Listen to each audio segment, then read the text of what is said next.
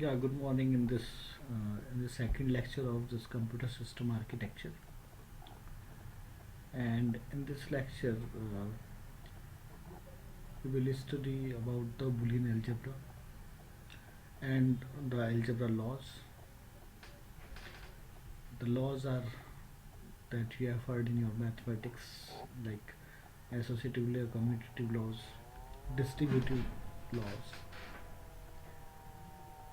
So, and then we will see that how we can simplify the logic circuits with the help of this Boolean algebra, and how to make a Boolean function using the truth tables.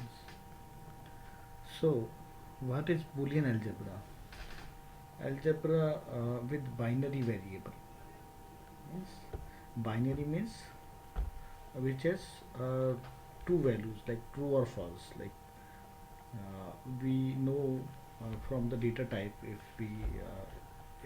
you have studied Java in your class 12th, so those students are quite familiar with the data type boolean, which is bool, and the value of boolean is true or false. So boolean algebra is used to analyze and simplify the digital circuit. So it uses only the two numbers, which is 0 or 1. That's why binary variable, right? So it is called as binary algebra or logical algebra or Boolean algebra. It was first invented by George Boole in 1854. Boolean algebra is useful in analysis and synthesis of digital logic circuits. And digital logic circuits, what do you mean by digital logic circuits? Digital logic circuits are the circuits that has some architecture, or the circuit is the combination of the different gates. Okay, and that combination of gates provide an architecture, and which is known as the digital logic circuits. So in these digital logic circuits, we have some input signals, output signals, which is represented by Boolean variables, and we have some function of the digital logic circuits, and it is represented by some operations known as logic operations, and that is Boolean functions. And from these Boolean functions, we draw a diagram which is known as logic diagram, and it can be constructed using the basic gates, which is AND gate, OR gate, and invert gate. Invert gate is nothing but the NOT gate. Okay. So before going into these details of truth tables, into the Boolean functions, Boolean variables, and the logic diagrams, we will study about truth tables. So what is truth tables? Truth tables is the most elementary function specification of the function of a digital logic circuit, is known as the truth table, right? Means truth table is a table that describes the output values for all the combinations of the input values, right? As in the previous lecture, we have seen that how the gates behave, or how these gates are operate. So if we look back into these gates, so here we have this truth table for the AND gate.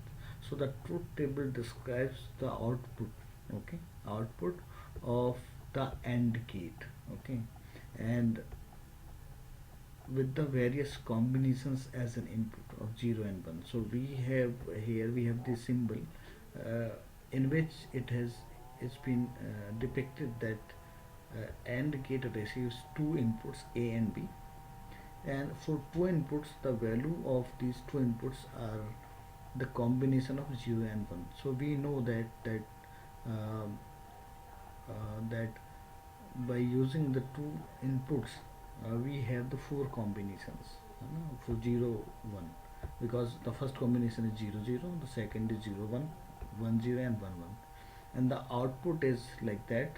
We have some operation which is dot operation between the A and B, which is the operation for this AND gate. So AND gate, what it does, it does that if the both inputs are 1 1, then the output will be 1, or you can say that if the both inputs are true, then this output will be true. So we come to our topic. So this is the truth table, right? Because the table describing the input and output values for a particular gate. So we have these truth tables for each and every gate, and these combinations of output, right, or these outputs are known as the minterms, right? Minterms. So here we have this term that uh, the table describes the output values for all the combination of the input values called minterms. So we have n input variables, we have 2 to the power n minterms, right? So so if we have two input variables, so the minterms will be 4.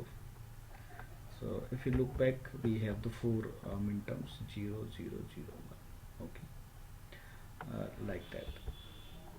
And if we have three input variables, then we will have how many minterms? 2 raised to power 3, which is 8. So 8 minterms, right? Now we talk about the logic circuit design. Logic circuit design, that means that how we design a circuit from this truth table, right? So we have this truth table. Here we have three combination of 0 and 1. So which is starting from 0 0 0, 0 0 1, 0 1 0, 0 1 1, 1 0 0, 1 0 1, 1 1 0, and 1 1. So these are the 8 combinations, right? 1 2 3 4 5 6 7 8. Okay, because this is the 3 input variable. This truth table contains 3 input variables x y z and 1 output variable, which is f. So how many minterms will be there? 2 to the power 2 raised to power 3, which is 8. Okay, so we have the 8 output values for this, right? So, or 8 minterms. So from the truth table we will create a function which is known as Boolean function. So for this truth table we have this Boolean function f is equal to x plus y dash z, or y complement z. You can read that. Okay, so this is this Boolean function is derived from this output. Okay, which is from this output, and it is simplified. Okay, it is simplified because if you see here that we have 1 1 1 1 1, we have 5 1 here. Okay, so here, but in the functions we have two two values only, x and y complement z, but we have here we have the 5 values or the combination of these. So how it is reduced to with 2 values, okay, like x and y complement z, and we have this operation plus, which is OR operation. Okay. So how it is derived or how it is simplified to this 2 values function, or with the 2 terms in that function, how it is possible? So it is possible to reduce the Boolean functions with the help of this called Boolean algebra laws. So after we have reduced the Boolean functions, then we have this logic diagram. So this diagram is known as logic diagram. Okay, here we have this logic diagram. So here we have x. So x is inputted to this OR gate, because the plus is represented by OR gate. And then we have y complement, so we have y, and then for the complement we have this NOT gate or the invert gate, which is fed into this AND gate because y complement dot z. Okay, so dot is the operation for this AND gate, so we need to use one AND gate for this term.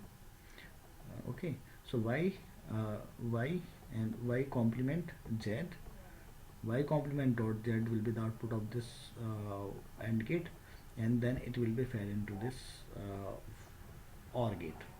So x from here and y complement z from here, so it will evaluate to the f is equal to x plus y complement z.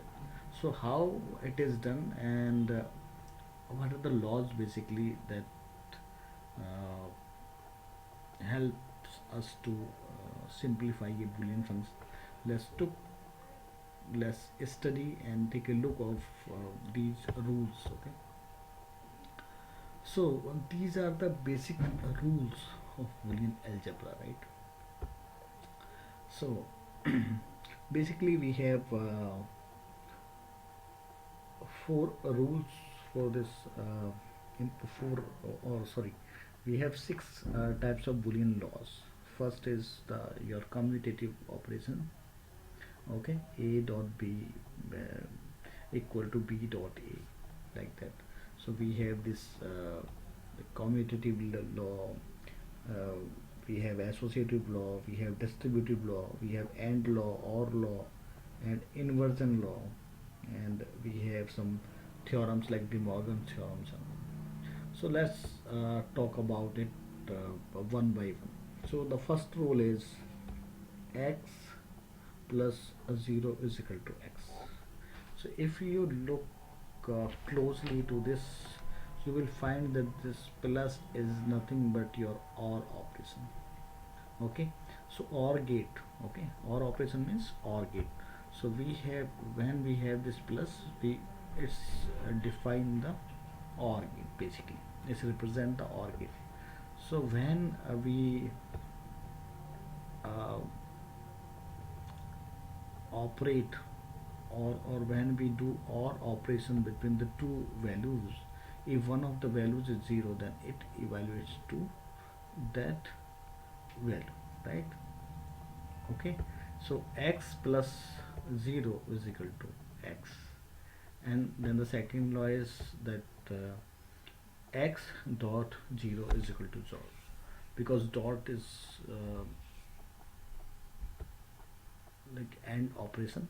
So x dot 0 is 0, because if you look carefully to the truth table of AND gate, you will find if the one of the input is 0, then it evaluates 0, because the truth table of the AND gate is 0 0 0 0 1 0 1 0 0 and 1 1 is 1, because if both the inputs are 1, then it evaluates to 1, otherwise 0. So that's why x dot 0 is 0. But in this first law, x plus 0, it is x, because in one of the inputs of 0, in case of OR gate, it evaluates to that number. Okay, that number is x.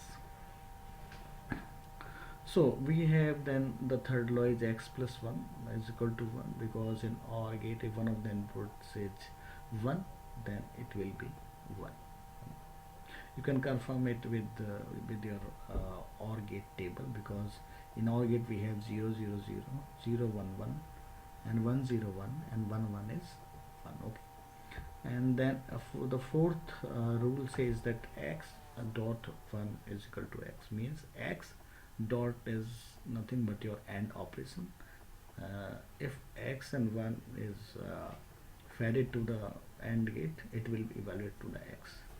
Then we have the fifth rule, which is the identity law, x plus x is equal to x. Okay, x plus x is equal to x, and then we have x dot x is equal to x. It means if we take the value for x is 1, then 1 plus 1 plus 1 is 1. Plus is not your arithmetic operation, but it's a digital operation which is known as OR gate, right? So x or x or x, if we take the value of x is 1, so 1 or 1 is equal to 1, because in OR gate we know that if both the inputs are 1, then it evaluates to 1. If both inputs are 0, it's evaluates to 0 0, it's evaluates to 0, because if we take the value of x is 0, then 0 plus 0 is 0, and if we put the value for x is 1, then 1 plus 1 is 1. And likewise for this AND operation, which is rule number 6, x dot x is equal to x, means if we take the value of x is 1, then 1 and 1 is 1, because 1 and 1 means both the inputs are 1, then the output will be 1, and if both the inputs are 0, then the output will be 0, because 0 0 is 0 in the case of AND gate.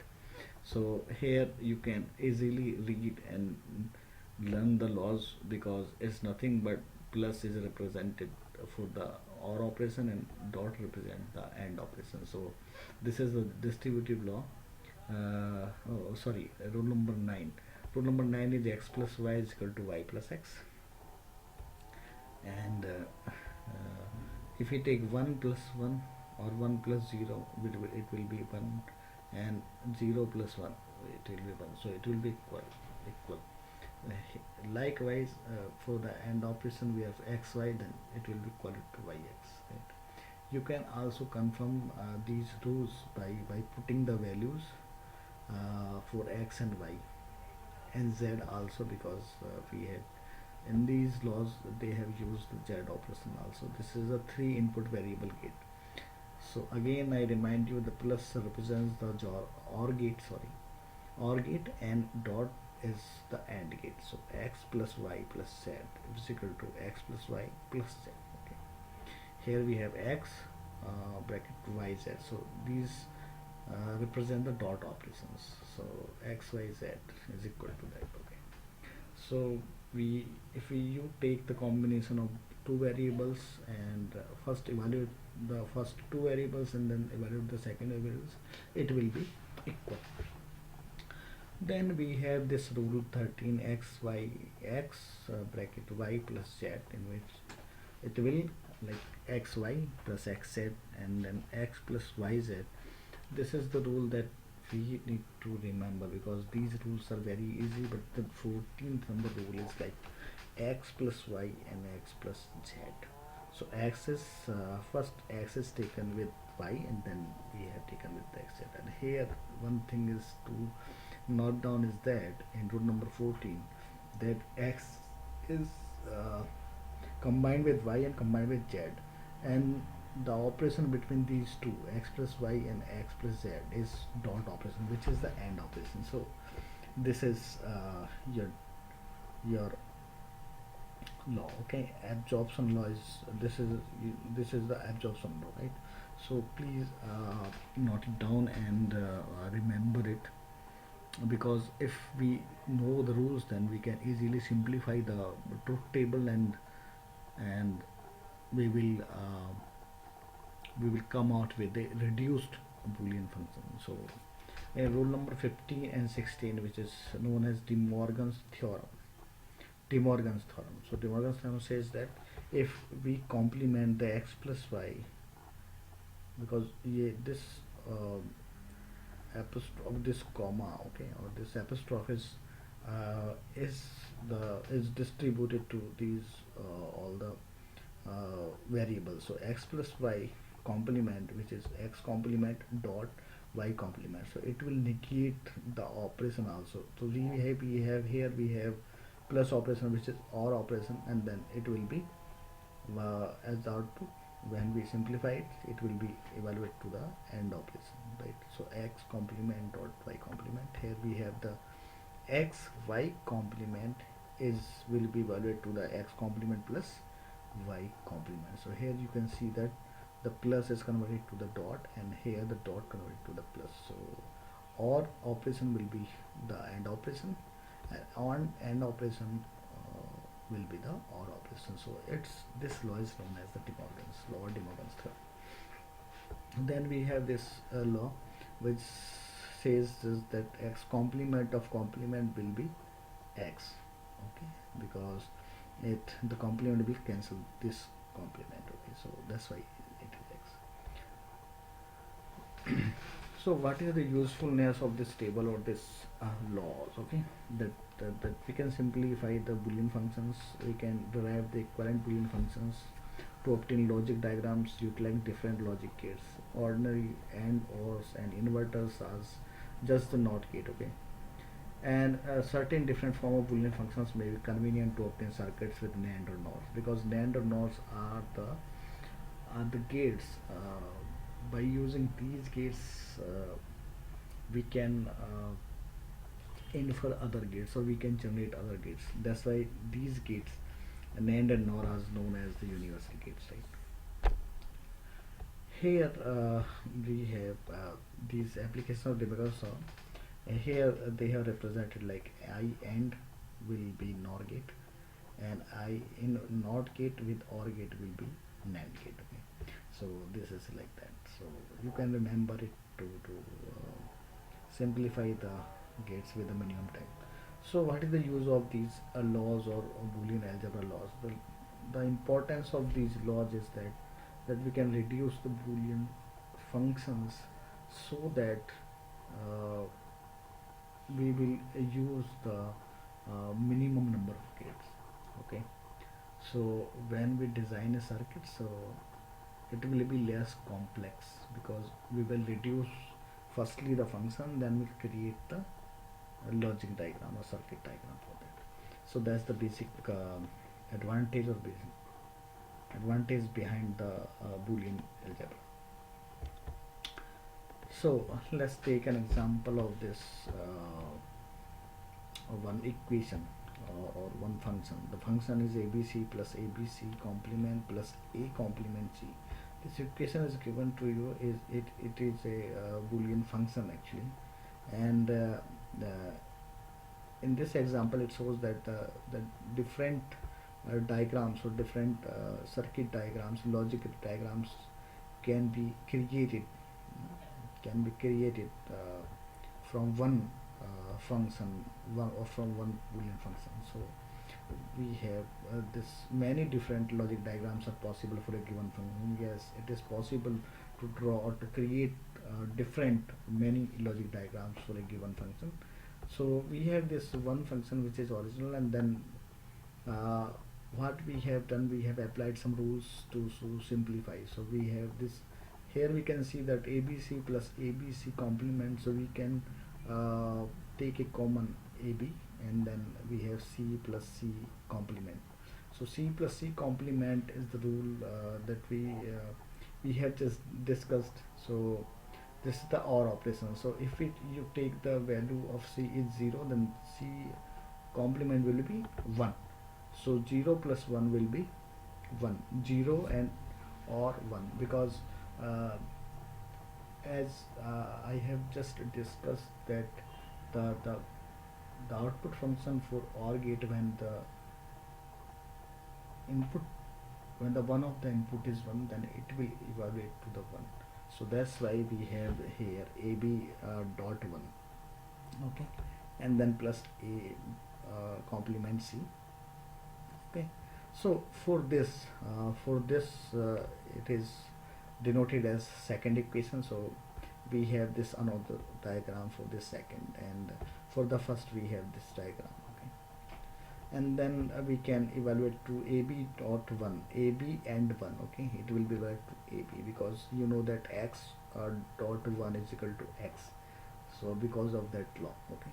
And then plus A complement C will be like AB plus A complement C, so it cannot be further reduced, okay. So we have these different forms of this first function. So we have these three ABC, and then first is the ABC, so that's why these are the input to this AND gate, because AND gate is nothing but your dot operation. So that's why we have A dot B dot C. So we need two gates here. We need we need one gate here, and one gate for this ABC complement and with inverter, and then one gate for this A complement C. So that's we have the A Then complement, for complementing we are just using the NOT gate or inverter, and C. Okay, so it will evaluate to it will be uh, input, or gate will be take input for these three min terms. Actually these are min terms, and then which is fed into the OR gate, and it will evaluate to the ABC plus ABC complement plus A complement C, because OR gate is nothing but the plus operation. So we have one OR gate, three uh, three AND gate. Now this is the N2 NOT gate. So for this circuit, if we don't simplify this Boolean function, so we will use uh, three AND gate, one OR gate, and two NOT gate, as you can see in equation. And if we simplify it, right, if we reduce this diagram, so if you simplify this using Boolean algebra, so we can see that here in the logic diagram 3 we have two AND gate and one OR gate and one NOT gate. So we have reduced the complexity of this uh, circuit.